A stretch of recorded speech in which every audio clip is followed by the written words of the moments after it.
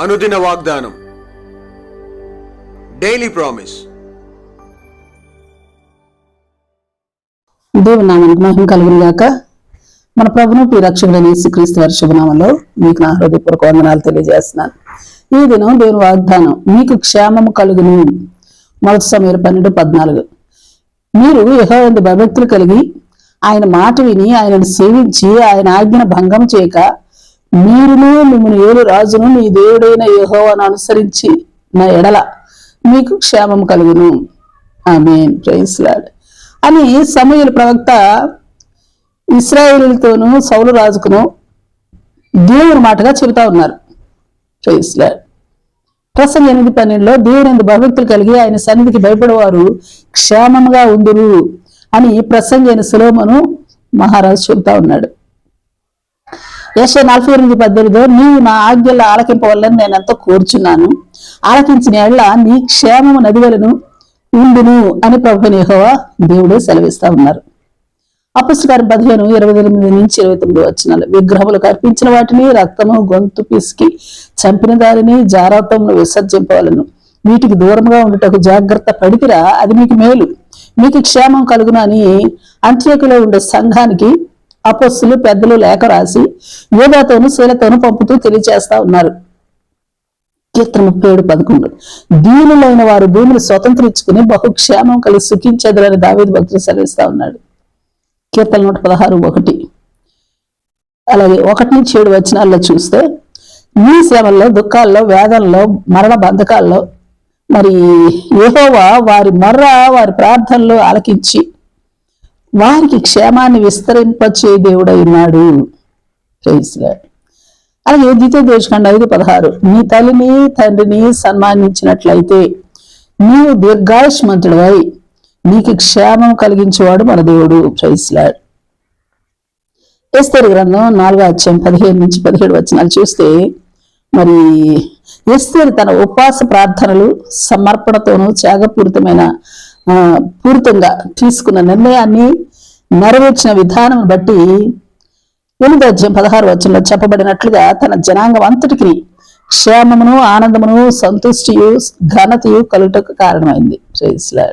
సామెతలు 29:4 మనము న్యాయము జరిగించడం వలన మరి దేశానికే క్షేమం.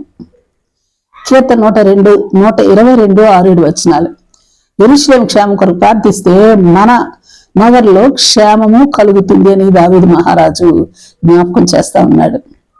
29:7 నీవు ఎవరి చెరలో ఉన్నావో వారి కొరకు ప్రార్థిస్తే వారి క్షేమం నీ క్షేమకు కారణమవుతుందని మరి దేవుడిని యెహోవా చేత ఆజ్ఞాపించబడతా ఉన్నాం. అన్నిటికంటే ముఖ్యంగా దావీదు భక్తుడు చెప్పినట్లుగా కీర్తన 16:2 నీవే దేవుడవు, నీకంటే నాకు క్షేమాధారం ఏమీ లేదని యెహోవాతో నేను మనవి చేసుకుంటున్నాను అని భక్తుడు చెప్తా ఉన్నాడు. అలాగనే నేను కూడా అదే మాటను చెప్తా ఉన్నాను. అందుకే కీర్తన 23:1 యెహోవా కాపరత్వం క్రింద ఉన్నట్లయితే 6వ మనము బ్రతుకు దినములన్నీ కృపాక్షేమములు మన వెంట వస్తాయి. మరి దేవుని వాక్కు వివరించిన రీతిని మనం అందరము ఆయన యందు భక్తులు కలిగి ఆయన మాట విని ఆయన సేవించి ఆయన ఆజ్ఞలు భంగం చేయక ఆయన ఎదుట దీనులమై మన శ్రమాల్లో, దుఃఖాల్లో, బంధకాల్లో యెహోవాని ప్రార్థిస్తూ ఆయనకే మొరపెడుతూ ఆయనకు మించిన క్షమాధారం ఏదీ లేదని ఆయనపై సంపూర్ణంగా ఆధారపడుతూ ఆయన కాపరత్వం క్రిందనే నిలిచి ఉందుముగాక. ఆదికాండం 43:23 భయపడకుడి, మనందరికీ క్షేమం కలుగును గాక. ఆమేన్, ఆమేన్. Praise Lord. ప్రార్థన చేసుకుందాం. ప్రేమ నమ్మకం కలిగిన మా పరలోకపు తండ్రి, నీ పరిశుద్ధ నామమునకు స్తుతులు, స్తోత్రాలు దేవా, ప్రభువా. అవును దేవా, నీవే ప్రభువు, నీకంటే మాకు క్షేమాధారం ఏదీ లేనే లేదు.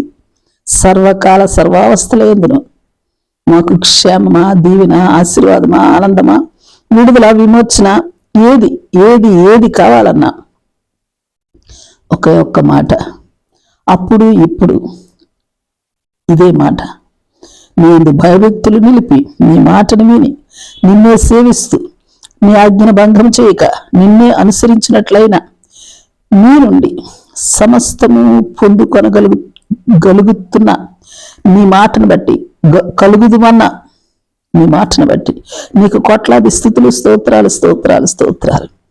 అట్లు నీవు ఆజ్ఞాపించిన రీతిని మేము జీవించి క్షేమమును అనుభవించినట్లు నీ కృపాభాగ్యం మా అందరికీ అనుగ్రహించమని ప్రార్థిస్తూ మొరపెట్టుకుంటూ యేసు నామములో అడిగి వేడుకొంచున్నాం తండ్రి. ఆమేన్, ఆమేన్. Praise Lord. రేపు మరొక వాగ్దానంతో మనం కలుసుకుందాం. ప్రతిరోజు ఉదయం ఈ కార్యక్రమాన్ని వీక్షించగలరు. తిరిగి మళ్ళా రేపు ఉదయం కలుసుకుందాం. దేవుడు మిమ్మల్ని దీవించును గాక.